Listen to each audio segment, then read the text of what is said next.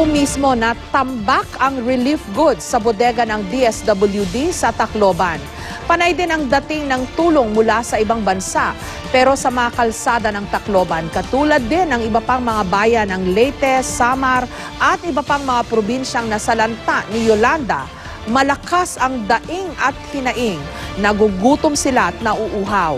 Nasa na raw ang tulong ng gobyerno? Malinaw na may problema, bagay na hindi naman itinatanggi ng pamahalaan. Nagkaproblema raw kasi sa distribution dahil walang magamit na mga truck.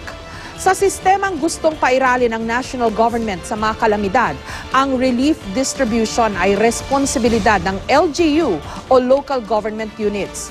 Hindi ito nagawa ng Tacloban City Government dahil maging ang kanilang mayor at iba pang mga opisyal nasalanta rin. Isang linggo matapos tumama ang bagyo, mukhang pinalitan mismo ng Pangulo ang sistemang ito dahil simula raw ngayon o bukas, siya na ang mamamahala ng relief distribution. Ginawa naman daw ng national government ang lahat. Komplikado raw kasi ang kalamidad ayon kay DSWD Secretary Dinky Soliman.